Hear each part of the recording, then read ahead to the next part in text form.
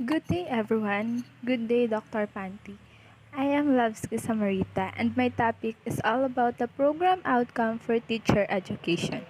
Wherein in this topic, I will discuss the 9 outcomes that a newly graduated teacher preferred. The first outcome is curriculum and planning, wherein here in the newly graduate teachers are apply their knowledge of core content and pedagogy to set goals and objectives for learning based on state and national standards, for local curriculum and design instruction that engage students in meaningful learning activities and includes a balanced approach to student assessment. So, in this first outcome, dito nasusubok yung natutunan ng isang newly graduate na teacher. Kung saan yung mga natutunan niya is i-engage niya to the curriculum, into a lessons, and then into an assessment na ibibigay niya sa mga students niya, wherein kailangan matututo talaga sila i-boost yung mga information or knowledge na ibibigay nila sa mga students nila. The next is the learner and the learning environment. So here, graduates will demonstrate their understanding of intellectual, cognitive, social, and emotional development, and other characteristics of the diversity of learners in creating an environment of respect and rapport and a culture for learning for all students, and in the implementation of classroom procedures, behavior management, and organization of the learning environment to assure a focus on learning. So dito naman, sa outcome number 2, the learner and the learning environment. So, tapos ka na sa pagiging learner kasi you are a graduate teacher na.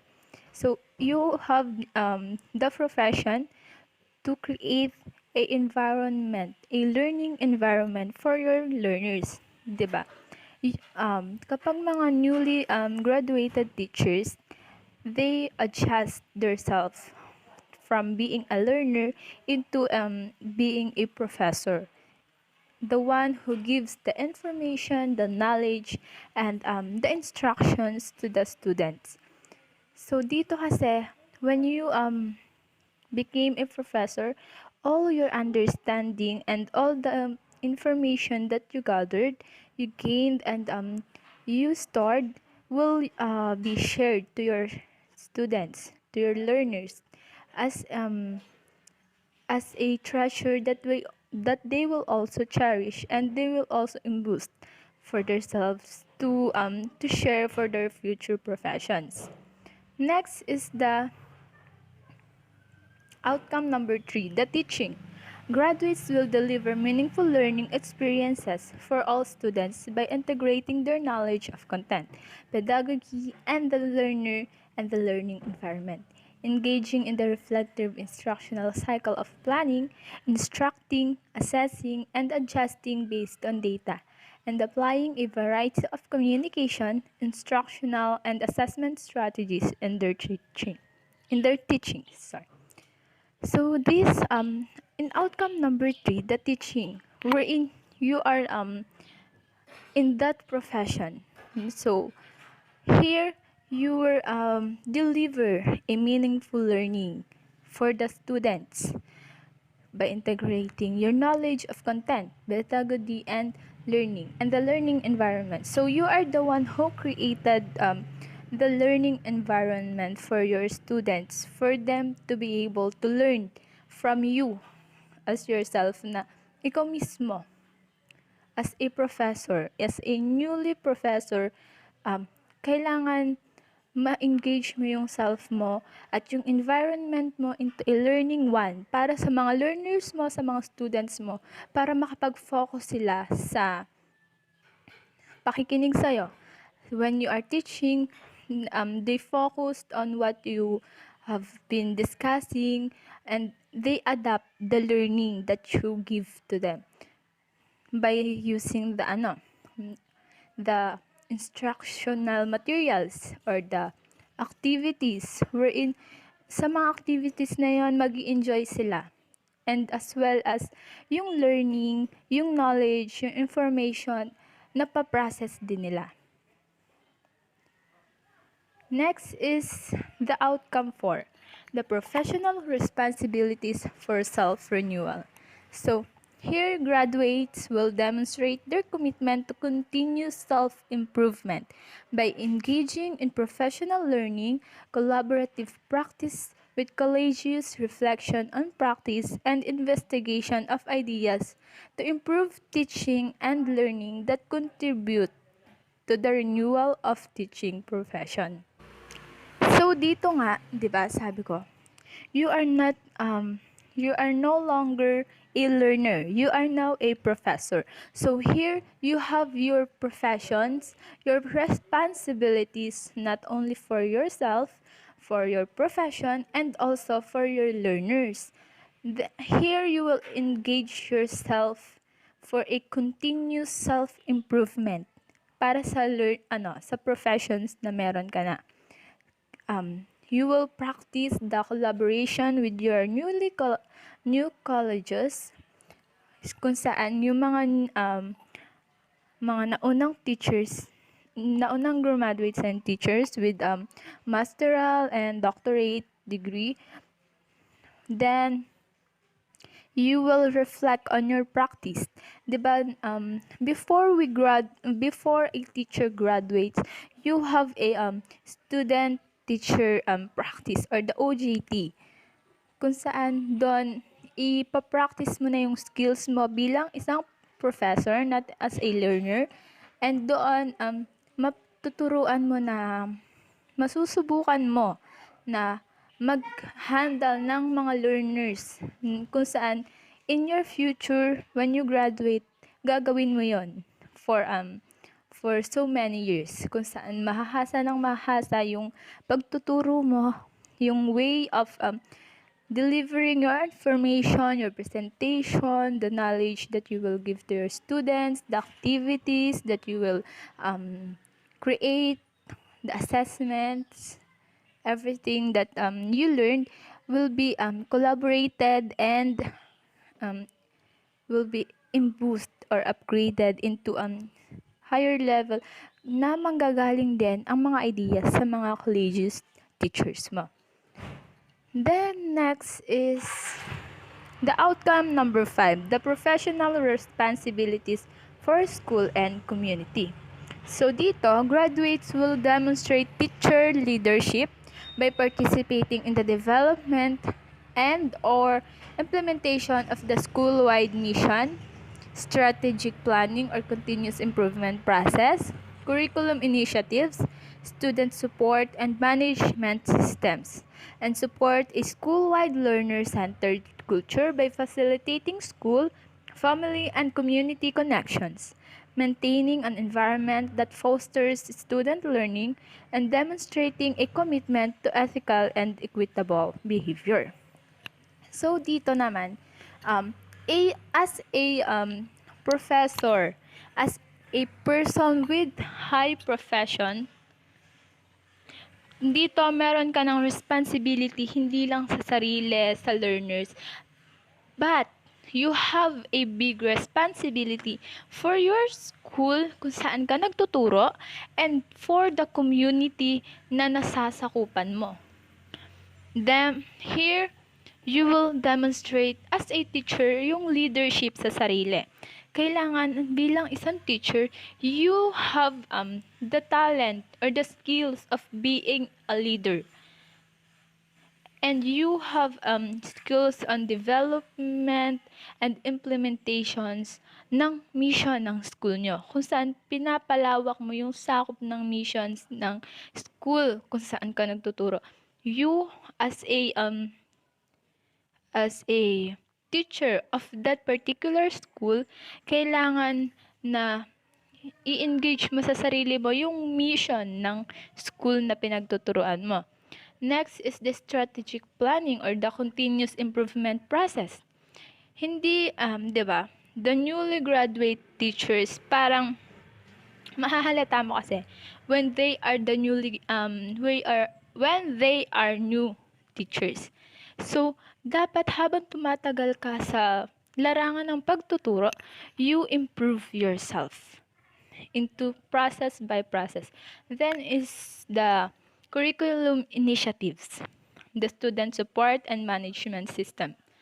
So, dito, dapat na-engage mo talaga yung sarili mo sa buong school, as well as sa students mo at sa mga co-teachers. Next is the support, a school-wide learner-centered culture by facilitating school and family community connections. So, as a teachers, 'di ba? Yung mga nagiging advisor teachers natin. So, they are not only engaging themselves sa atin, sa mga learners nila or sa mga students nila. They also engage themselves sa mga parents natin, a community, sa buong school. Hindi lang sila nagsasalita sa harap natin, kundi kapag halimbawa may PTA meeting or the homeroom meeting, ganon. They engage also themselves into different person, kung saan yun is nagiging isang community ng mga parents natin, as well as sa ating mga co-teachers. 'Di ba? Pag may mga seminars, the one that facilitate the seminars are also our co-teachers. So, nagiging community of teachers tayo when our co-teachers facilitates us. Next is the outcome number 6, the professional responsibilities for technology and education.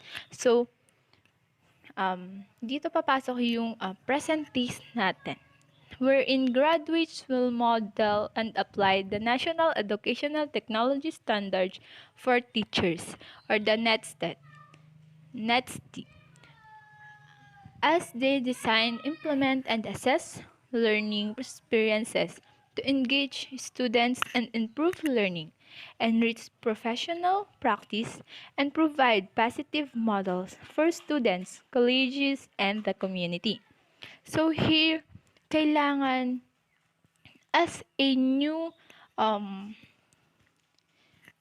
as a 21st century students or learners, kailangan as a teacher, you know the National Educational Technology Standards for Teachers. So, not only for the teachers, but also for the students, kung saan alam mo yung the use, the do's and don'ts of the technology on teaching. So, here you will design, implement, and assess learning experience to engage students and improve the learning. So, kailangan as a newly graduate teacher, you know the different tools that you can use, that you can apply on giving and disseminating the information, the knowledge, the lessons for your students, not only the modular part of the high school, the senior high school, or the elementary, but as when you teach college students, so meron talaga dyan na mas marunong pa sa teacher. So as a teacher, you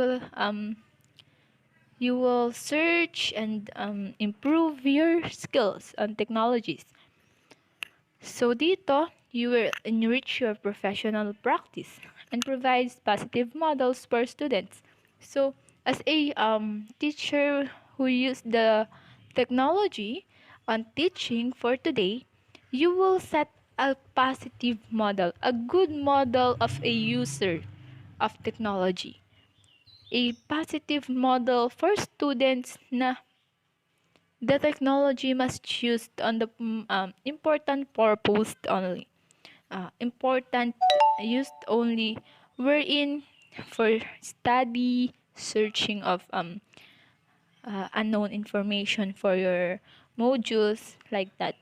Next is the outcome number 7, the culturally responsive teaching practice.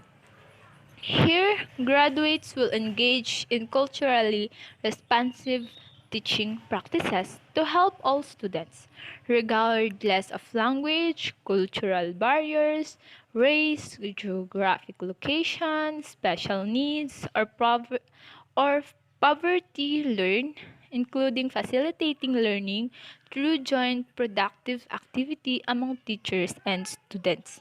So, here in outcome number 7, magiging broad naman siya. As a student kasi, um, hindi nawawala yung discrimination when you have a different students or different classmates na may ibang lahi, may ibang religion, or yung iba yung salita. Hindi nawawala yung discrimination dito. Pero as a teacher, as a professor, dapat you know how to engage in culturally responsive teaching practices. Kung saan yung mga students mo is natuturuan mo na maging open-minded, open-hand, natanggapin and i-respect yung mga classmates nila with different race, different language, different geographic location, or yung may mga special needs, or yung mga galing sa hirap,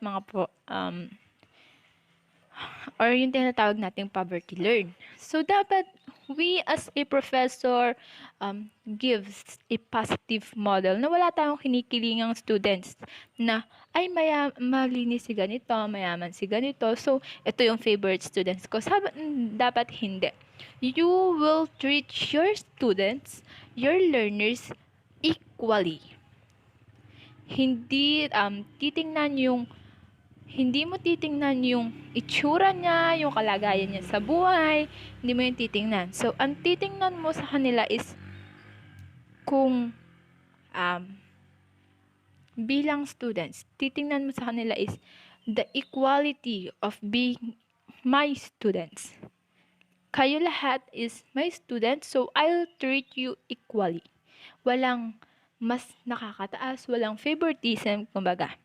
So, as a teacher, magiging culturally responsive ka kapag ganun ka.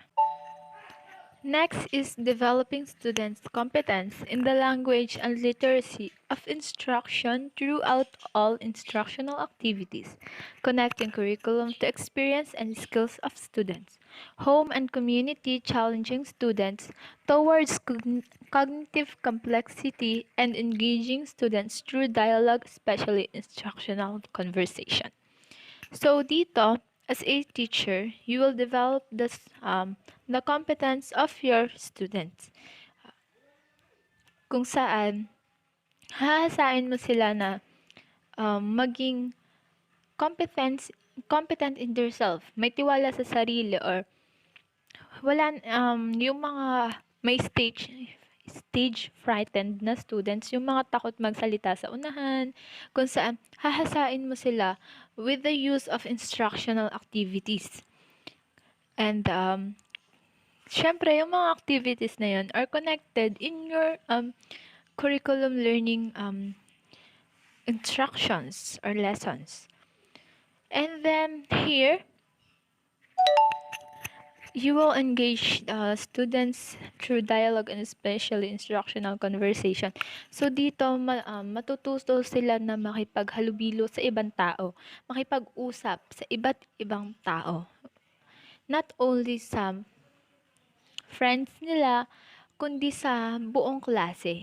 Matututo silang makisalimuha, makipagkapwa, at makipagkaibigan. Next is the outcome number 8, the effective communication. Graduates use effective and appropriate verbal, non-verbal, written, and media communication techniques in their teaching, professional collaboration, and interactions with students, colleagues, parents, and community. So dito sa effective communication, as a professor, as a teacher, you must have a good and effective communication. Not only in verbal o yung sa pagsasalita, sa pag-usap face-to-face, but also the non-verbal and the written. Kumbaga, Dun sa non-verbal kasi, as a teacher, yung mga sign language, yung mga special education, yung dun ka napunta sa special education, you must have the effective communication to your students, lalo na yung mga special child natin. And the written and media communication techniques in their teaching. So, yung sa media communication techniques in their teaching, ito yung mga nag-tutor ngayon through online from different country or different place here in the Philippines. Pero online yung tutoring nila. So, you must have the effective communication to your students para matuto sila kahit hindi pa kayo nagpapangita in personal through media or through technology pa lang. So, you have also the effective communications not only on your students, di ba? Sinabi ko na yan. Not only on your students, but on your co-teachers or your colleges and parents and the community that you are belong to. Next and last is the outcome number 9 or the professional dispositions.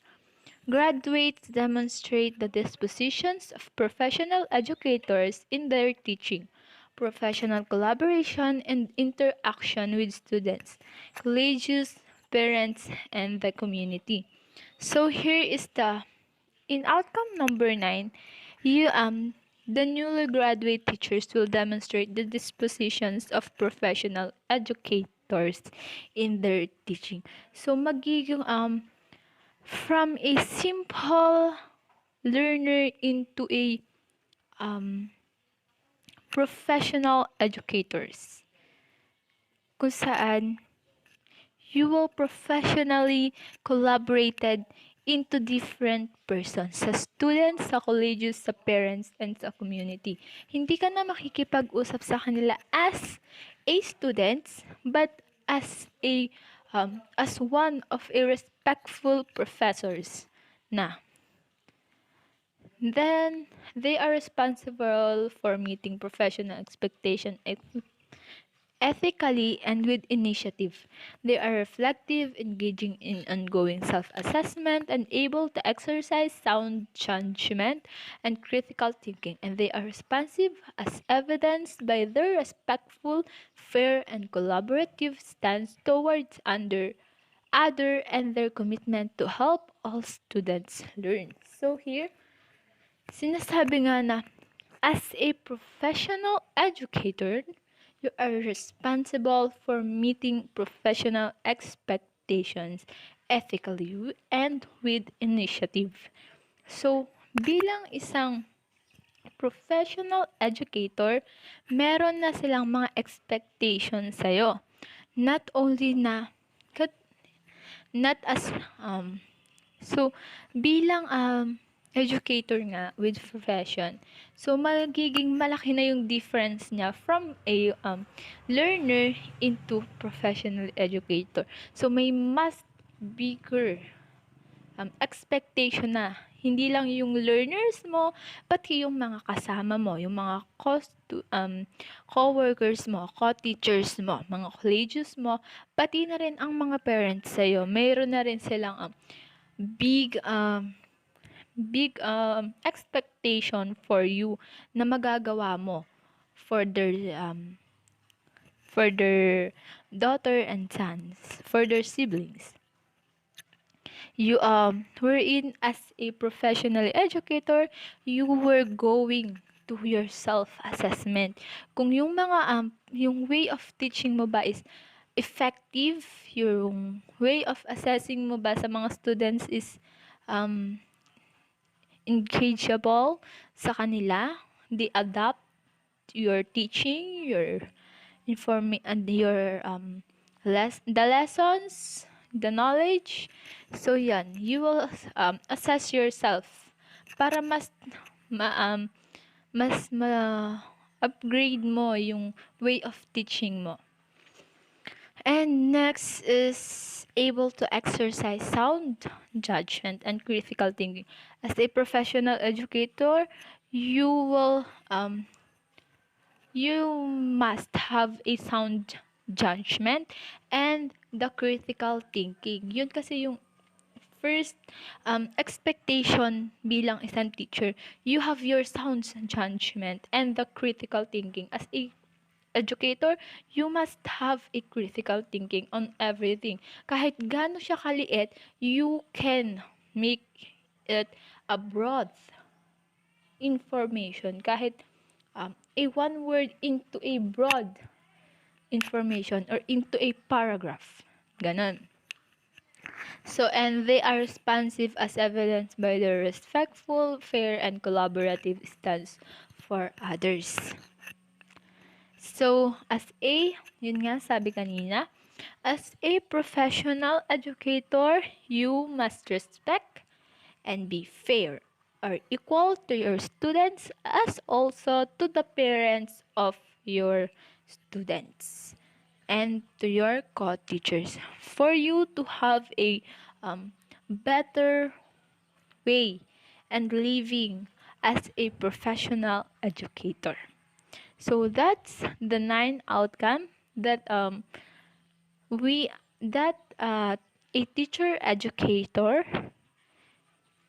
in education must have the program outcomes that the teacher in education must possess to themselves. And that's all. Thank you.